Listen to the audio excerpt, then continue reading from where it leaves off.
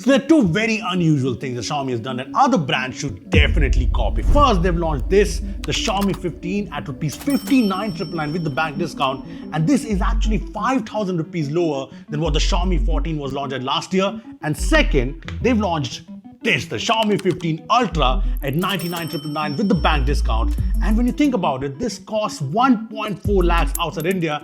And to put a cherry on top, Xiaomi is also giving the Legends Edition photographic kit for free if you pre-order the 15 Ultra, which I think is probably the coolest part. And it's got a 2000 mAh battery in the grip. You get physical controls for shutter, video recording, exposure. Yup, this is really cool. But apart from the price, what about the upgrades? What about the competition? We're gonna see all of that. This is Rupesh, you're watching Sillycorns. I'd recommend you subscribe because we have some amazing videos lined up. Hit that bell icon and let's take it one by one.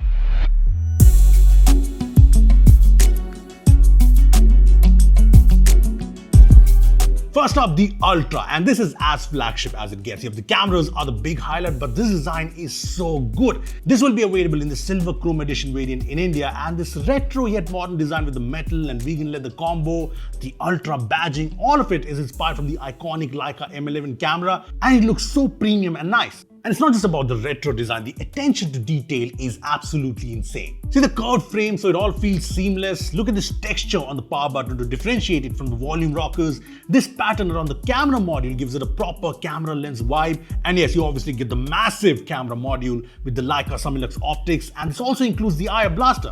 There's also all the flagship grade features, the upgraded Xiaomi Shield Glass 2.0 on both the front and the back, supposed to be great for drops and scratches. This has the IP68 rating, a fast USB 3.2 port, an optical fingerprint scanner that's fast and nice. This also has NFC, fast wireless charging support, although no Qi2 support. The haptics are better all around, especially in the camera app. And this has stereo speakers that are loud and crisp, something you'd expect from flagships. This is also the first phone with Bluetooth 6.0, which brings lower latency, can act as ultra wideband, and even this display is packed. A 6.73-inch WQHD plus 120Hz LTPO screen with HDR, Dolby Vision, and it looks fantastic. Especially with the subtle quad curves and the unified narrow bezels all around. Yeah, this is a flagship display. But we all know what the hype is all about, and if you still don't know, you are great. The cameras. And this is the only phone with a 1-inch sensor in the main camera, along with the 200 megapixel periscope telephoto lens that does 4.3x optical zoom and a maximum of 120x zoom. There's also the very capable 50 megapixel ultra wide angle camera and the 50 megapixel floating telephoto lens. Yep, this right here is the most camera you can get in a phone, and the results are incredible. And I was using this primarily for the photos and videos in Barcelona, and I took more than 200 photos with it, and the results are almost always stunning.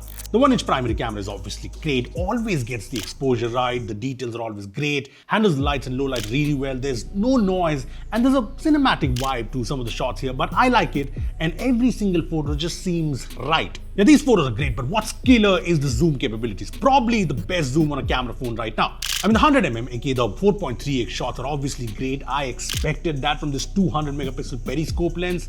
But what surprised me is how good this is, even at say 10x or 30x or even 60x, and most times even 120x is pretty usable. It's crazy. And I've been testing the zoom capabilities here a lot. Here's another set of 4.3x, 10x, 30x and 120x shot, and the results are awesome.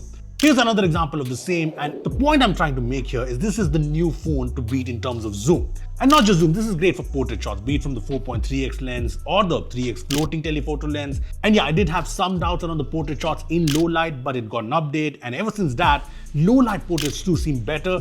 But yes, portraits have this very cinematic feel to it, so not very natural. So let me know what you guys think about that. Now, since this short range telephoto lens is a floating one, it also captures some beautiful macro shots. Even video-wise, this is no slouch at all. All 4 rear cameras support 8K recording, 4K 60fps Dolby Vision videos, 10-bit log videos, and the main and periscope cameras even allow 4K to 120fps recording. Again, I've been taking a ton of videos from this, and the results have always been great. There's ultra stabilization, so everything remains stable no matter what. The details are good, everything's sharp. Basically, consistent videos are what you can expect from this phone. Now, one area where I feel the Ultra could have done better is the selfie camera. Don't get me wrong, this too takes great photos, and this too supports 4K video recording, but this still does not have autofocus. Now, I know even something like the Vivo X200 Pro does not have autofocus in the selfie camera, but the S25 Ultra does, so does the iPhone. So that's one upgrade Xiaomi might have missed in the Ultra. Anyway, I also liked it in India. We get 16GB, 512GB variant only, no 128GB crap, and there's obviously 8 Elite, so the performance is as good as it gets. And benchmark scores are great, be it Antutu, Geekbench, or 3D Mark, and even the stability in 3D Mark is fairly solid.